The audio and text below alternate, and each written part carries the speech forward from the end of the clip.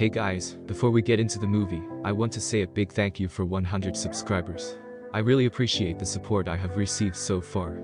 Please continue to subscribe and enjoy the movies. Today I will tell you about a sci-fi movie called The Shape of Water. As usual, hit that like button, sit back and enjoy. Elisa Esposito, who was found abandoned as an infant with wounds on her neck by the side of a river, is mute and communicates through sign language.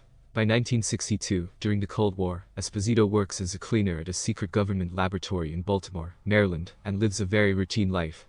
Her only friends are her closeted next-door neighbor, Giles, a middle-aged struggling advertising illustrator, and her co-worker Zelda Fuller. Colonel Richard Strickland has just captured a mysterious creature from a South American river, and has taken the creature to the Baltimore facility for further study.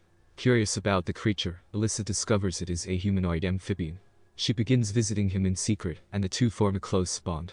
Seeking to exploit the amphibian man for US advantage in the space race, General Frank Hoyt is eventually persuaded by Strickland to vivisect it.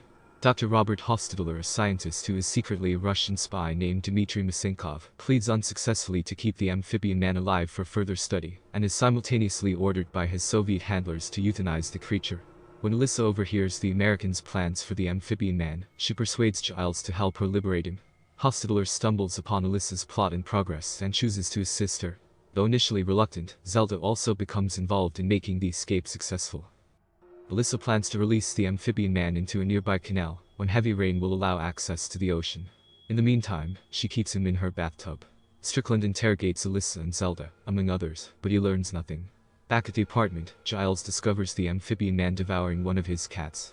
Startled, the amphibian man slashes Giles' arm, and rushes out of the apartment. He gets as far as the cinema downstairs before Elisa finds him, and returns him to her apartment.